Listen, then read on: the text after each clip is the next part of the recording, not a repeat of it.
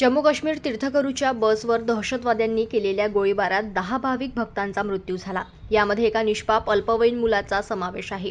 या घटनेच्या निषेधार्थ संपूर्ण भारतभर विश्व हिंदू परिषद, बजरंग दल व हिंदुवादी संघटना आक्रमक झाल्या असून राष्ट्रपतींना निवेदन देऊन पाकिस्तानद्वारा चालविणाऱ्या आतंकवादी अड्ड्यावर सर्जिकल स्ट्राईक करण्याची मागणी करण्यात आली आहे. या अनुषंगाने दिनांक 12 जून 2024 रोजी अकोट विश्व हिंदू परिषद, बजरंग दल, मातृशक्ती दुर्गा वाहिनी अकोट प्रखंडाच्या वतीने तसेच विविध हिंदुत्ववादी संघटनेच्या शेकडो कार्यकर्त्यांनी अकोट शहरातील छत्रपती शिवाजी महाराज चौकात सकाळी 11 वाजता निदर्शने करीत पाकिस्तानविरुद्ध जोरदार घोषणाबाजी केली व आतंकवाद्यांचा पुतळा दहन केला. तसेच यानंतर महामहिम राष्ट्रपती यांना उपविभागीय अधिकारी यांच्यामार्फत एक निवेदन सादर करण्यात आले. यावेळी शहरातील विश्व हिंदू परिषद, बजरंग दल, दुर्गा वाहिनी, मातृशक्ती तसेच शहरातील हिंदुत्ववादी संघटनेचे पदाधिकारी मोठ्या संख्येने उपस्थित होते. यावेळी अकोट शहर पोलिसांनी चोख बंदोबस्त ठेवला होता.